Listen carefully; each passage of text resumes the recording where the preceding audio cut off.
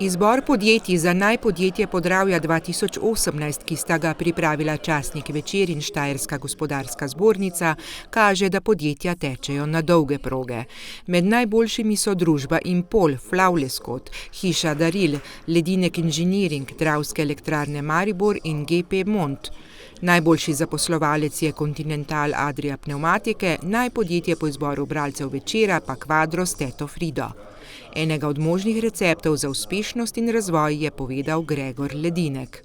Bom rekel, da je to ena motivacija za vse zaposlene, ki v vseh družbah Ledinek delajo predano in so tudi pripadni tem družbam. Tako da mislim, da se bo to način dela nadaljeval še bolj motivirano, tudi v bodoče.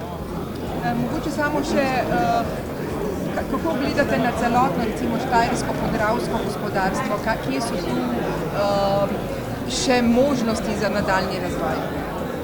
Bom rekel, mi kot firma, ki se bavi z inovacijami in te prenaša na industrijo, vidimo predvsem možnosti tu, saj z inovacijami nikoli ne zgrešiš, oziroma seveda je potrebna še vztrajnost, motivirani ljudje in rezultat ne izostane.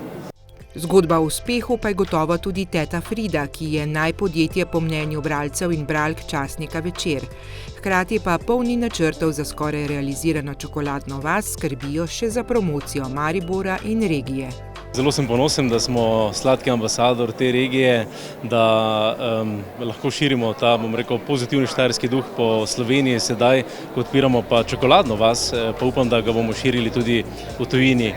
Dobri signali že kažejo na to, ne glede na to, da še nismo niti odprti, so zanimanje za nas pokazali že največji mediji iz sveta, tako že čez 14 dni, še predno smo sploh odprti, na lastno pobudo prihaja v čokoladno vas angleški Independent, eden največjih angleških medijev, in pokazali mu bomo najlepše, kar Maribor premore.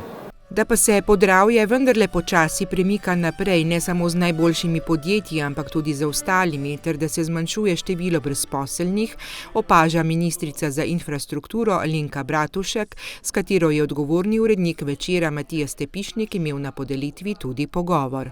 Se pravi, je nek zagon, če govorimo o gospodarstvu. Jaz pa lahko zatrdim, da tudi na področju infrastrukture so bili v zadnjih letih prav na področju Maribora narejeni in še vedno se delajo veliki koraki, obnavlja se železniška infrastruktura, obnavlja se kar nekaj cest, tudi v naslednjem letu se bodo te investicije še nadaljevale. Konec koncev, bom rekla, obnova železnice od Maribora do Ljubljane, ki bo omogočala vožnjo, bom rekla, v relativno primerljivem času, to je ura pa pol. Jaz mislim, da so to koraki v pravo smer, absolutno.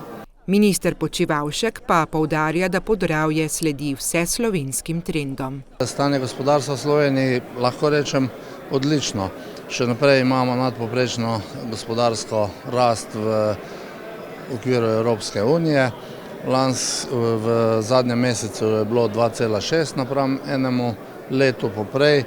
Ponosen sem na to, da še naprej raste izvoz, da so podjetja v vedno večji meri internacionalizirana, pa tudi gospodarski utrip Podravja, moram reči, da sledi tem vseslovenskim trendom, in jaz moram reči, da gledam optimistično naprej, čeprav so zadeve, radi rečete, v ohlajanju, je to še vedno gospodarska rast, naše gospodarstvo je pa dosti bolj pripravljeno na krizo, kot je bilo to leta 2008, manj je zadolženo, bolj je odgovorno, digitalizirano, v izvoz usmerjeno, in verjamem, da smo tako nišno organizirani, da bomo tudi morebitne turbulence naprej znali ustrezno nasloviti.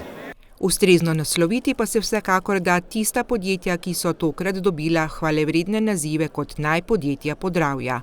Ni odveč pripomniti, da se vodstva teh podjetij trudijo, da jim uspe na dolg rok, ne zgolj za premagovanje ene ali dveh ovir.